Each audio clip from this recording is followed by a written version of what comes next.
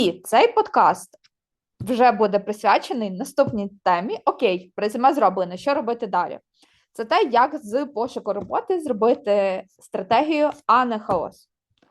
Отже, давайте говорити, що зараз працює. Бо, як було раніше, та навіть декілька років тому, можна було спокійно бачити вакансії, подаватись. Ринок просто мав шалений запит на велику кількість спеціалістів, і тому не завжди навіть перевіряв, тобто в резюме якісь певні параметри. Головне, що в тебе якісь ключові слова були, і роботодавець був готовий тебе хапати. Зараз в еру AI змінилося це суттєво, і відповідно дуже багато крутих спеціалістів є на ринку. Що з цим робити, як пошук роботи, скажімо так, перетворити в якісну стратегію і не вигорати. Тому що на кар'єрних консультаціях своїх зараз я дуже часто чую, що люди дуже багато подаються, і до мене, коли звертаються, пишуть: я ж просто розчарувався в тому, я ще ніколи такого ринку не бачу, особливо працюю, коли, наприклад, сіньор рівня людьми. Вони просто в шоці, скільки вони зараз ефорту прикладають, скільки сил для того, щоб хоча б їх закликали на HR-частину. От, такий запит серед моїх людей. А що бачиш ти? Це дуже така важлива тема, бо ти можеш бути реально крутим спеціалістом в своїх очах, в очах колег, в очах твоєї мами, але тебе не видно, тебе не чути. Ми коли менше запускали, то у нас був таке опитування. Ми виявляли головні болі у кандидатів. І головна боль була в тому, що, каже, я подаюсь перший на вакансію. Я бачу, от вакансія тільки запостили. Я подаюсь перший, і я бачу, що я реально відповідаю прям на 99% очікуванням компанії. І я навіть не потрапляю в шорт-ліст. Мені навіть не пишуть, що там ніякого вітального листа, нічого не відбувається. І з іншого боку, коли ми опитували рекрутерів, людей, які залучені в хайрінговий процес, вони кажуть, що 80% людей, які подаються на вакансії, це або фейки, або якісь неіснуючі космонавти. І каже, ми перебираємо шорт-ліст, там 30 людей, ми там беремо 20-30 людей в шорт-ліст, і ми розуміємо, що людей немає. І такий геп, таке питання. З одного боку, кандидат, якому навіть не написали, що давай з тобою зустрінемось, поспілкуємось. З іншого боку, бізнес, який перебирає оці фейкові резюме, підігнані під вакансію, і навіть не доходять до оцих реальних кандидатів. І я бачу, що проблема глобальна, бо з одного боку ЩІ допомагає виділитись, зробити там красиву обгортку. З іншого боку, ЩІ допомагає бізнесу з оцього масиву вибрати правильних кандидатів. І таке відчуття, що сьогодні ЩІ бізнесу бореться з ЩІ кандидата. І реальної людини, знайти реальну людину, оцю верифіковану, в цьому головна проблема, і ми про це будемо сьогодні балакати. Як реально виділитися, як реально це проблема. Я знаю, що це реальна проблема.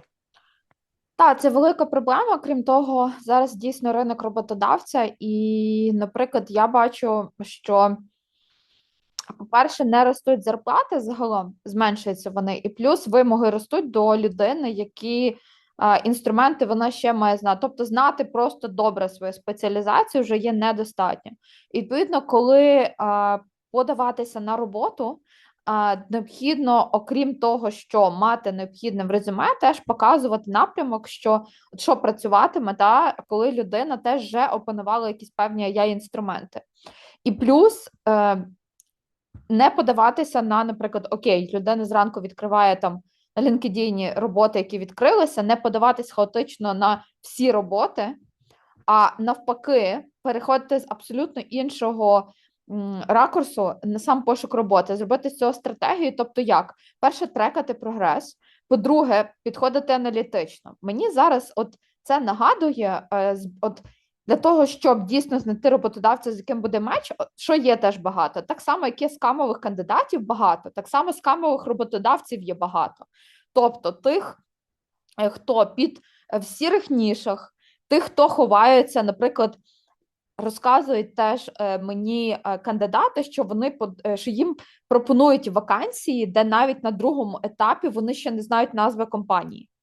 Тобто в компанії ховаються, аж потім розказують, що це сірі ніші, що вони платять окей по ринку, але тут питання, яка перспектива. Тому що фактично, коли тільки оперуватися грошима, коли ти шукаєш роботу, то це потім негативно впливає на репутацію. Тому що, наприклад, зараз криза. Коли криза прийде, і, наприклад, людина захоче змінити роботу, то наявність сірих ніж, наприклад, для європейських роботодавців, вона негативно впливає. Тому що, побачивши ці ніші, таке ставлення в них саме до values, я часто чую, що ага, якщо ви працювали в таких нішах, ні, дякую, нам не потрібні такі люди. Тобто, що у вас якби поріг цінностей не є високий, що ви тільки оперуєте з грошима. І це негативно впливає саме на саму employment історію людини самої. І тому зараз пошук роботи – це гроші потрібні, але це не тільки банально братися за все, що тобі пропонує ринок, а це ще також аналізувати в довготерміновій перспективі, що буде давати робота мені в моїй кар'єрі саме в цій компанії. І тут, відповідно, по-іншому це працює. Зараз з'являється, наприклад, на українському ринку дуже багато стартапів. Тут думати, в який домен ти можеш зараз подаватися, який все-таки буде в наступні роки розвиватися. І, наприклад, твоя спеціальність, вона окей, ти трохи ще довчиш, але ти будеш ринковим, працюючи там. Бо можна вхопитися просто за роботу, яку просто робити, не розвивати якісь додаткові скіли, і, відповідно, також потім залишитися за бортом. Тому перспективність домену, в який людина хоче, наприклад, роботодавця шукає перспективність домену, плюс наскільки цей стартап чи ця компанія тривка в плані того, які люди в борді також є. Бо зараз особистий бренд розвивають там не тільки інфлюенсери, не тільки якісь суперпублічні люди. Дуже часто ще я бачу тренд, що фаундери компаній, особливо продуктових компаній, вони розуміють, що дуже багато чого базується на тому, які цінності ще транслює фаундер безпосередньо цієї компанії. І дуже часто, якщо ти читав теж статті різні на ринках, коли інвестори вибирають собі потенційно, куди інвестувати, енергія фаундера теж грає для них роль, кому дати ці інвестиції, наскільки людина горить тим стартапом, який вона створила. І, відповідно, коли, наприклад, людина обирає собі нове робоче місце, де вона буде працювати, вона зараз теж може загуглити і знайти інтерв'ю з цією людиною, щоб зрозуміти, наскільки ця людина будує якісь довготермінові плани, щоб теж не наштовхнутися, знаєш, такий інший є кут, що ти можеш влаштуватися в компанію, яка, наприклад, окей, в модній там я ніші зробив якийсь певний стартап. Але ідея свою життєдайність в цьому стартапі показала на рік-два. І далі компанія хотіла, знаєш, тобто на цьому тренді зібрати кеш, але не думала перспективами, як ми будемо цей продукт розвивати через 5 років. І, відповідно, людина, потрапивши сюди, вона так само може швидко, наприклад, компанія може розоритися, взяти якісь певні інвестиції, але не вкладати в розвиток, а там фаундери потратять це на себе. Тобто в нас є багато історій, де стартапи не вигорають. Тому підбір роботодавця, кожен хоче знайти якусь роботу, тим паче, коли це сіньор рівня людина, в якої є сім'я, в якої є певні зобов'язання, теж вона хоче знайти місце робоче, де вона зможе, наприклад, там, умовно кажучи, розраховувати на якісь більш довготермінові плани. І стратегія пошуку роботи, одна з, власне, і полягає теж в підключенні ще якоїсь аналітики при виборі теж компанії, куди подаватися. І діє зараз не правило подачі більше через пошукові всякі джобборди і так далі, а більше поступова стратегія знайомства з людьми, які приймають рішення в цій компанії. Наприклад, обирати компанії, які потенційно будуть твоїм фокусом в певних доменах, чи healthcare, чи mealtech, і так далі. І, відповідно, наприклад, загуглити, Є вакансії на цьому сайті. Дуже часто використовують функціонал, де відразу можна збоку побачити рекрутера, який хантить на цю позицію. Простіше в LinkedIn напряму постукати цій людині, і тоді ти оминаєш фільтр резюме через AI-інструменти, а якби одразу кандидат тоді фактично подається до людини, яка буде приймати рішення всередині компанії чи наймає. І навіть в мене теж був випадок, коли я шукала роботу в прикольній компанії. Я перевірила, чи в мене є в LinkedIn, наприклад, коннекшени з цієї компанії. Я цій людині постукала, і вона мені сказала: я не наймаю, але це наймає моя колега. Я зараз передам твої дані, і вона з тобою зв'яжеться.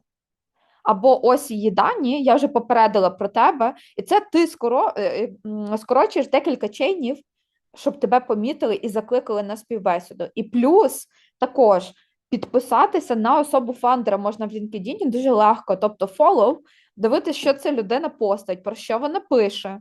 Можна побачити, наприклад, що в цій компанії є люди, які постійно харять, когось вивіділи, активні теж. Тобто з'являтися в полі уваги в LinkedIn тих людей, які в компанії decision-мейкери. От, і таким чином, поступово коментячи їх, звертати увагу на себе, звертати увагу на свою особу і, відповідно, сорсити, чим можна їх зачепити, теж коментувати їхні пости. І такий підхід, він краще працює, ніж подача просто резюме на джоб-борди. Оце таке, що я помітила. Супер, я повністю погоджуюсь. І оцю останню стратегію бути на виду, коментувати, я її використовував, коли сам був в активному пошуку, коли був готовий. Да? І я таким чином отримав 2 C-level позиції, ну, в різний час, просто коментуючи правильних людей, і ти почала з крутої рекомендації не розсилати резюме всюди. Насправді ринок вигорів, і ну, я думаю, що він ще догорає, саме із-за того, що з'явилися певні інструменти, які дозволяють там одним натисканням клавіші зааплаїтись на 100 вакансій. Тобто ми бачимо, і там Gini, LinkedIn, там Indeed, нам там Work.ua показують статистику, що там на одну вакансію аплається там 100 людей, 150, 200. Але якщо подивитися на цю статистику глибше, то ми побачимо, що на джобборді є умовно там 1000 вакансій відкритих. І на цих 1000 вакансіях одні і ті ж самі люди зааплаєні. Тобто там не 100 тисяч кандидатів подались на цю 1000 вакансій, там подалось 2000 кандидатів. І якщо повернеться оця культура, ти кажеш про культуру, коли ти не шлеш всюди, там, де ти нерелевантний. Я кажу, що для мене саме страшне – це коли невідповідна людина займає невідповідне місце. Це може бути круте місце, це може бути крута людина, але вони не мечаться, вони не підходять один до одного. Тобто невідповідна людина зайняла чиєсь місце, а відповідна людина просто стукається, а його навіть не бачать. Я з тобою теж погоджуюся, тому виходить, що, знаєш, колись казали, от, наприклад, що на конференціях різних, тобто що можна роботу шукати теж на офлайн-івентах. Зараз повертається мода теж на офлайн-івенти, але саме спілкування це в LinkedIn, це фактично віртуальний нетворк, який теж треба навчитись вибудовувати всередині.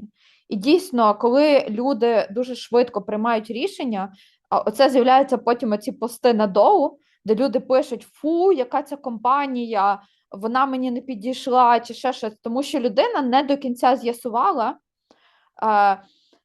Є таке, що підпирає і прям дуже необхідні гроші, та? І ти керуєшся не так же оцею стратегією, бо в тебе банально немає часу, і всім нам треба за щось їсти.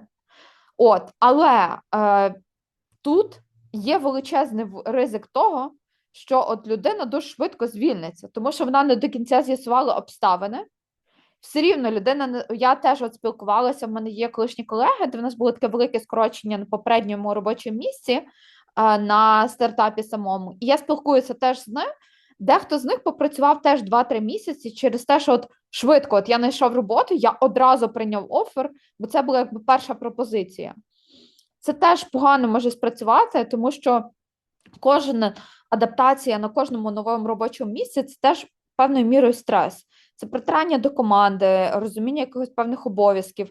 Ти кожного разу починаєш якби якесь певне нове життя. А фільтруючи просто довше. І плюс, я завжди от зараз повторюю людям, дивіться на налаштування в LinkedIn. Їх дуже багато спрямовано на те, щоб вас зробити видимими. Зараз LinkedIn почав блокувати профілі, які, наприклад, були без фото, з мінімальними даними, що там взагалі нічого майже не було заповнено. Знаєш, є такі люди, які там в компаніях працюють по 15-17 років, і, наприклад, їх менше, але вони є. LinkedIn їх потім в вибірці показує просто на останніх місцях, і там навіть не видно імені і прізвища людини. Зараз світ настільки він непевний, ти вже не маєш такого твердого ґрунту під ногами, що ти будеш працювати на цьому робочому місці дуже довго. І фактично одне з основних завдань – це максимально намагатися показувати власну професійність. Окей, в тебе є стабільна робота, де топ-посада. Проте, наприклад, трошки заходити в мережу професійну, долучатися до якогось певного обговорення, до якогось певного трошки комітменту, щоб залишатися на видноті. Це не означає, що такі спеціалісти, наприклад, треба постити кожного тижня по 2-3 пости, активно продавати. Ні, це означає просто, щоб алгоритми не відкидали назад і трошки просто намагатись заповнити профіль так, щоб він виглядав, щоб він працював весь час. Тобто, незважаючи на те, чи є робоче місце в людини зараз таке, в якому вона там майже, я не знаю, 90 з гаком відсотків впевнена, але все ж таки не бути певним, що це не завжди. Знаєш, таке тверезого підходу дотримуватися. Ну і плюс, будучи в ком'юніті, можна бачити якісь дискусії, наприклад, обговорення нових інструментів, що на певних посадах вимагається, які знання вже є must-have. Тобто, перебувати в такому середовищі, де ти завжди будеш розуміти, чи навіть поточний скілсет, він є досить актуальним для того, щоб навіть зберігати ту зарплату, яка є, чи просити цю зарплату, яка є. Тому що багато роботодавців почали теж маніпулювати ціною, розуміючи, що ринок і час їхній, і подається дуже багато людей. Ми не говоримо про якісь трендові спеціальності, типу плюси Python, embedded, а ми говоримо там чи дата аналітики. Ми говоримо просто більше про такі більш поширені спеціальності, на які не мають. І тому і плюс все-таки роботодавець, мені здається, знаєш, як ще буває? Буває так, от рекрутер отримав, наприклад, на якусь вакансію, наприклад, по еплаю, дуже багато резюме. Переглянула вона, наприклад, ці резюме, і вона бачить така кількість фейкових резюме, і оцей паттерн може спрацювати навіть на резюме крутого спеціаліста, то це, напевно, знову щось згенероване. І просто будуть тоді реально робити офер, знаєш, першим двом, які плюс підійдуть, а тобі просто не пощастило. От людина побачила цю вакансію не в першому числі, не в першому еплаї, перші 20 чи 30, а вона просто запізно побачила і попала в ранжування саме десь, тобто по часу подачі пізніше. І тому рекрутер пушує хайрінг-менеджера, давай приймати рішення, оці непогані, але там було скільки скамових резюме, тобто отакий ще алгоритм буде. Тому вміння якби себе попередити і будувати нетворк поза цим, і намагатися додавати коннекшени теж з розуму. Знаєш, коли, наприклад, ми з людьми наприклад, розвиваємо профілі, в людей було 200-300 коннекшенів, включається таке, я кажу, вам треба хоча б від 500 набрати, але коннекшени, от подумати реально, хто є моєю цільовою аудиторією, от я буду постити пости, яких людей я хочу бачити як читачів цих постів. Тобто я хочу знайти роботу, і те, що я пишу, має бути до потенційних роботодавців чи колег в моїй ніші, які потенційно мене можуть порадити по рефералу.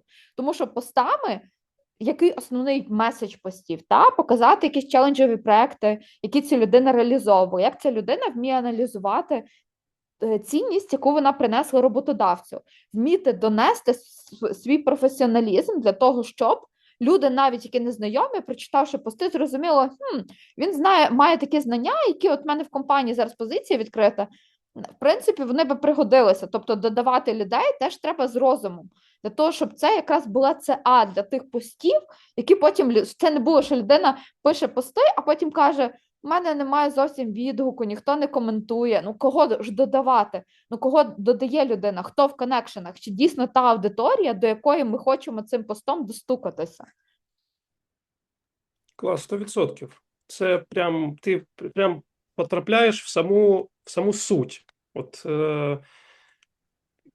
іноді питання не в стратегії, а в тому, ну, що саме стоїть за цією стратегією.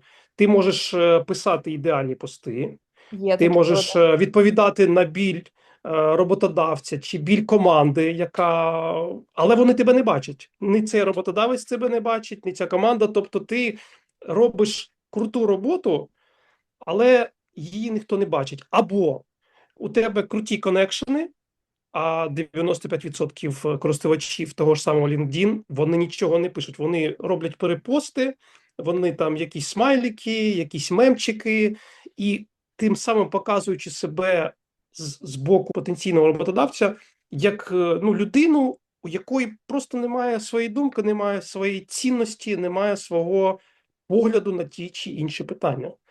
Тому да, це прям проблема.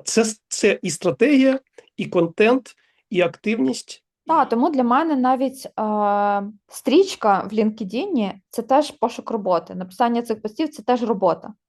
І тут, відповідно, ніколи людина не знає, де вона цю роботу знайде. Вона просто з допомогою різних інструментів тестує гіпотези.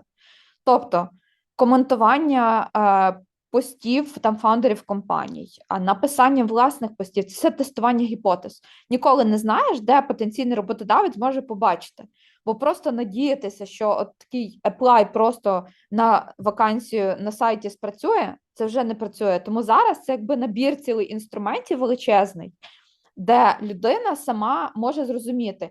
І це, окрім того, що зараз такий, знаєш, цікавий час, тому що сучасний ринок вимагає від тебе трошки знання маркетингу, трошки знання якогось таких психологічного аналізу, трохи такого бізнес-девелопменту навіть, бо ти контактуєш людей як сейлс, ти якби пропонуєш їм не проект, а просто себе як проект пропонуєш. Та? От візьміть мене, тому що я прикольний. І оце вміння упакувати себе і свій досвід, як би воно не звучало так трохи так на межі, але це просто реально так виглядає. Та? Просто покажу, я тестую гіпотези спочатку на собі. Я от тестувала, наприклад, такі лайфхаки буду ділитися, та люди не слухають точно, що працювало в моєму випадку. Я намагалася тестувати поза правилами. Та? От я додаю нових людей, фаундерів собі в коннекшени. Я намагалася речення, оцей меседж мій на додавання не вкладати в 200 символів, а обривати його. І в мене конверсія була набагато більше, я тестувала. Вклала 200 символів на перше повідомлення, тобто привіт, мене звати така-то, от я роблю то. Знаєш, цей перший меседж для доєднання нової людини. І тестувала іншу гіпотезу, я не вкладалася в 200 символів, а я просто обривалася. І мені конверсія якраз була більша, ой, ви не дописали, знаєш. Але я кажу, тобто, коли посилати такі повідомлення вже людям на додавання, спочатку треба прикольно прокачати свій LinkedIn. І розкажу тобі таке, що багато зараз ще є обговорення про те, які ж рекрутери непрофесійні, кого понабирали і так далі.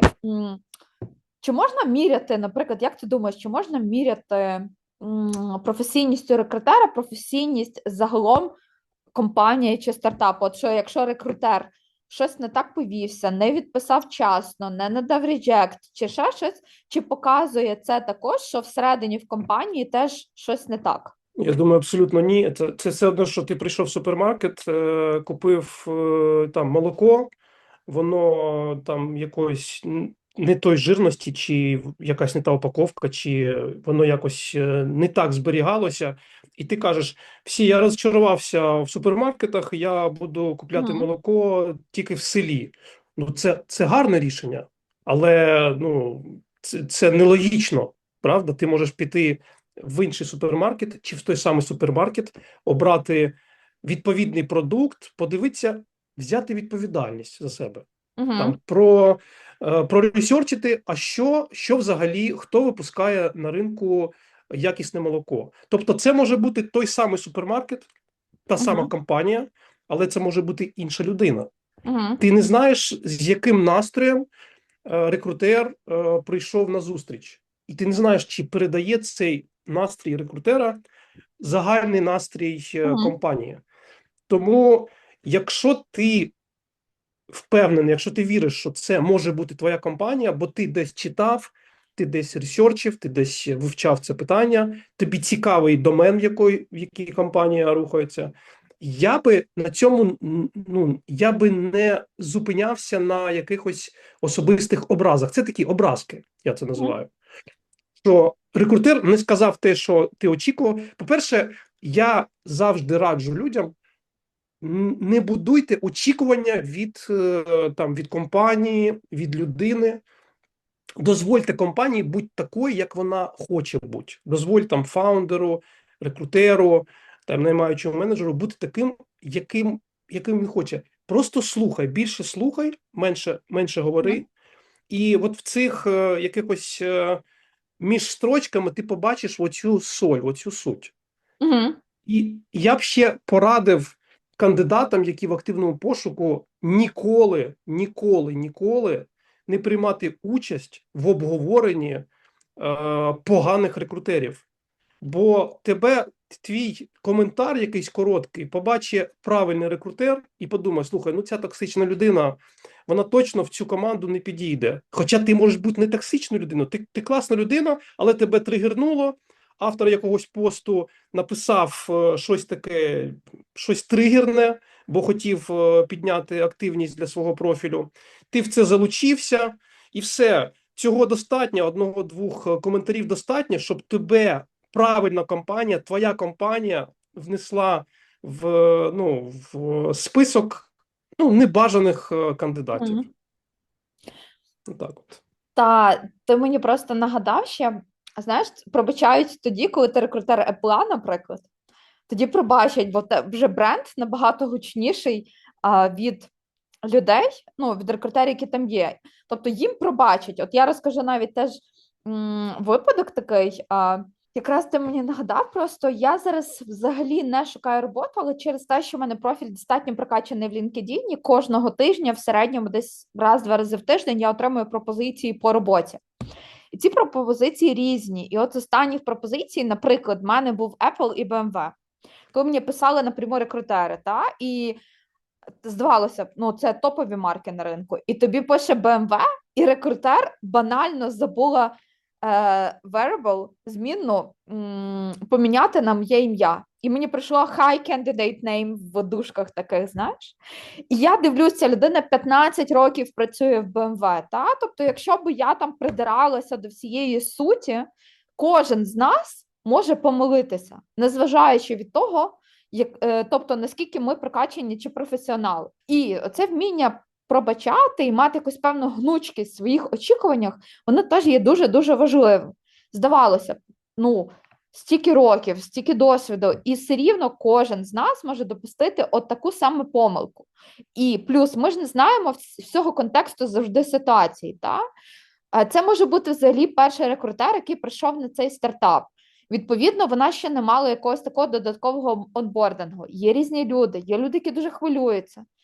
Якщо це аутсорс-аутстаф, людина могла не отримати до кінця вхідних даних від delivery менеджера. Тобто людина лише вчиться, та кожен з нас завжди вчився, кожен з нас завжди був джуном. Ніхто з самого старту відразу не ставав сіньором чи крутим менеджером.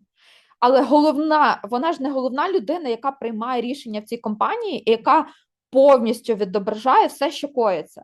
Тому я би теж радила, знаєш, уникати теж цього обговорення, бо реально закордонні колеги, коли я з американськими рекрутерами теж працюю, одне з завдань – це стоїть перевірити медіа згадки цієї людини, як вона комунікує, не знаючи, що ти її роботодавець. І тут дійсно стільки коментарів можна побачити, і цікавого, навіть зайшовши на Фейсбук-сторінку. Не всі так роблять, звичайно. Мало хто так робить, але, наприклад, от в компаніях, які, наприклад, вже такі достатньо великі, чи для яких найняти людину, вони готові її перебирати, тобто місяць-два присвятити найму, щоб вибрати реально крутий меч по софт-скілах і по хард-скілах, там всередині більше інструментів залучається, крім якогось флоу співбесід, для того, щоб зрозуміти, кого ми візьмемо в компанію і як вона себе позиціонує, і як вона комунікує в диджитал-світі оцьому. Тому, прикольний кейс теж згадав, тому що в нас теж була така в деяких компаніях вимога, от, власне, перевіряти, які медіазгадки ця людина робить. Тут ще інша сторона. Для невеликих компаній, для стартапів дуже важливо, яку атмосферу людина принесе в компанію, в команду, в бізнес. І ми, наприклад, в Мечсі, коли розробляли цю оцінку кандидата, цю психометрію кандидата, ми робили акцент саме на оці софти, як людина приймає рішення, що її драйвить, на що вона опирається, коли приймає рішення. І у нас був такий кейс цікавий. Це не був стартап, це це Enterprise, але у них невелика команда. І я пам'ятаю, ми подали 2 кандидатів, і CTO каже: вау, це ті люди, яких ми шукали, але ми можемо знайти тільки одного. І там були обидва кандидати дуже софтові, при тому, що це бекенд, це зовсім не софтові вакансії, це люди, які зазвичай не дуже і спілкуються, але от в цьому кейсі це були прям такі класні комунікатори і емпатійні комунікатори. Але їм треба було обрати із 2 людей всього одного. І вони обрали того, який, він прийшов на зустріч, і вони кажуть: це наша людина. От ми це наша людина. Інший кандидат був готовий знизити рейт, умовно, я пам'ятаю, 4,5 тисячі був потолок. Інший кандидат був готовий спуститися удвічі. І іноді кажуть: обирають того, хто дешевше. Ні, обирають того, хто підходить. І оце його бажання отримати цю позицію за будь-яких умов, воно не спрацювало. Його демпінг не спрацював. Вони хотіли саме емпатійного, класного такого людину, яка принесе атмосферу і не розвалить те, що в них вже є. І навпаки, в великих компаніях витрачають просто колосальні кошти на те, щоб людей, які вже внутрі, зрозуміти, а що з ними робити далі. Людина пропрацювала півроку, вона починає потихеньку вигорати, іноді це раніше відбувається, і це проявляється на комунікації в команді, це проявляється в продукті, бо людина, яка вигорає, вона вже не буде продукт так пхати, як на самому початку, коли вона прийшла, побачила: мені це подобається, домен класний, продукт крутий, і компанії задають питання: а що робити далі? Великі компанії витрачають мільярди доларів на психометрію, на виміряння, що робити з людиною, яка вже проонбордилась. Правильно його заонбордили чи неправильно, це вже питання не перше, бо він вже заонбордений, чи вона, ця людина. І через півроку стає питання: а що далі? Тому це те, про що ти кажеш, це прям головне. Ми зачепили насправді ще одну таку важливу тему, це як вигорання людини. А вигорання може бути не тільки в процесі роботи, а в процесі пошуку роботи також. Тому що людина, тобто подається, здавалося, вона робить купу роботи, тому що зараз пошук роботи, особливо, коли в тебе вже її немає, тобто є люди, які завчасно шукають, аналізуючи реально перспективи розвитку на поточному робочому місці. Окей, але, наприклад, коли повністю занурений процес пошуку роботи на фултайм, і немає респонсу, людина, тобто сотнями подається на вакансії, починається вигорання і до себе питання, дезмотиваційні такі, може, я дійсно нічого не вартую, може, взагалі мої знання і все, що, наприклад, там навіть сіньорів починається паніка просто в людей, що я ніколи вже не зможу знайти роботу. Хоча насправді просто треба по-іншому продивитися. І як я й казала, наприклад, залучати близьких людей, які працюють теж в ІТ, показати їм, от ось мої поточні візитні картки, які я створив там в LinkedIn, резюме, якийсь чи мій вебсайт, чи ще подивись, будь ласка, чи зразу розуміється моя експертність. От дивишся і розумієш, він експерт в тому і в тому. Бо якщо, наприклад, круті спеціалісти дуже часто бачаться випадки, коли людина хоче впихнути весь досвід, тобто описати практично все, і немає фокусу того, на чому людина спеціалізується. І плюс люди дуже часто, от що я бачу, не вкладають достатньо ефорту в правильне позиціонування себе. Тобто зрозуміти кор ядро і зрозуміти, наприклад, в чому я хочу закріпитися, наприклад. Та? Тобто, який напрямок я зараз шукаю теж для себе. Оце подавання на сіньор вакансію, на архітект вакансію, на тім-лід вакансію, на лід вакансію. Тобто спитати себе, я пробував всі ці ролі, яка з цих ролей реально найбільше мені була прикольна, тому що це ж різне. Я любив менеджити Супер. команду, чи я просто це робив, бо мені поточна компанія сказала, що я можу бути лідом, і мені втиснули команду і сказали, менеджи цю команду. Але чи я цього хотів сам?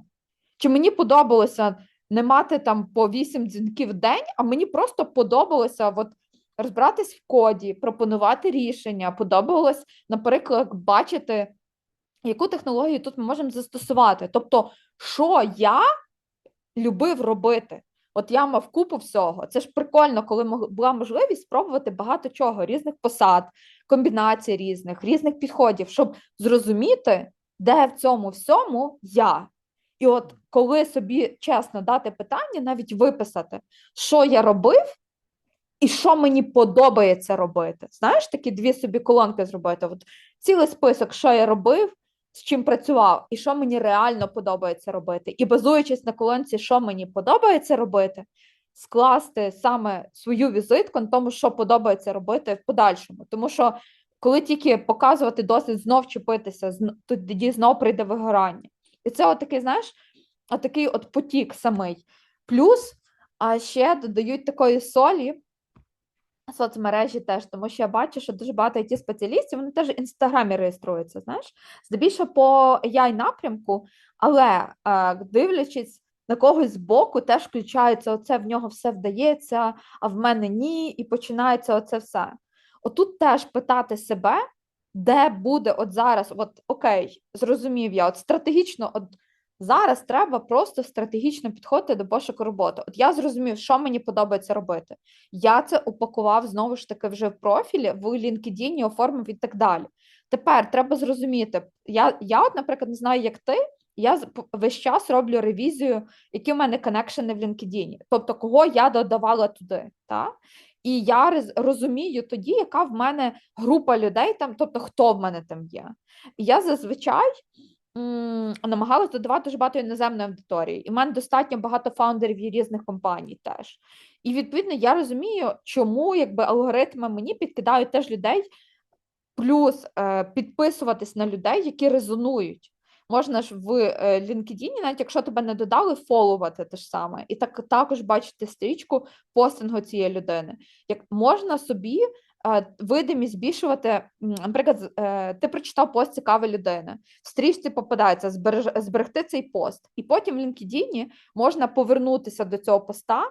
От, наприклад, ти зараз працюєш, але цей пост кетч уваги такий зробив, зберегти, і потім стратегічно вибрати час, коли буде вільніший, і прокоментувати ці пости. Їх можна зібрати в збережений такий список, твій шорт-лист, і, відповідно, їх прокоментувати. І, відповідно, для того, щоб цього вигорання не було, просто побудувати стратегію, пазл за пазлом. І тоді все буде складатися, тому що коли ми перезапускаємо цей процес, але в нас нема розфокусу в тому, куди ми хочемо йдемо, ми просто хапаємося, бо нам здається, що ззаді пожежа. А насправді стратегічно піти, то пошук роботи тоді це вже не буде така гра на виживання, а це вже буде розуміння того, хто я, що я можу дати, і хто мені теж може дати те, що я очікую. Тому що оцей меч знайти, оцей він-він між компанією, на яку я буду витрачати 8 годин в день свого життя, умовно кажучи, фултайм, заговорилась, то відповідно оцей меч знайти це теж дуже важко. 100% ти казала про аудит, я це називаю такий маркетинг-аудит себе. І я також це використовую, прописую, що я люблю робити. І я більшу частину часу зараз витрачаю на спілкування з роботодавцями. Бо в Мечсі ми зараз активно зростаємо, масштабуємось саме через роботодавців. Бо у нас є база кандидатів, і цих людей треба влаштувати на роботу. І іноді, коли я спілкуюся з роботодавцем, я такий думаю, а брав би я цю компанію на борт, якби мені не потрібно було закривати кости, не потрібно було платити зарплати, не потрібно було підтримувати сервіси. І коли я собі відповідаю, що ні, я б обрав оту компанію, то я свій оцей ресурс направляю на ті компанії, яких я хотів би залучити. Не на всіх підряд, а на ті компанії, які я хотів би залучити на платформу. І це ж саме працює і з кандидатом. Якщо ти пишеш в своєму резюме чи в своїй живій картці, що ти робиш і те, і те, і те, але ти не любиш це робити, навіщо ти про це пишеш? Тебе, можливо, оберуть саме за те, що ти не любиш робити. І ти потім будеш розповідати, що не така компанія, що вона не така для тебе.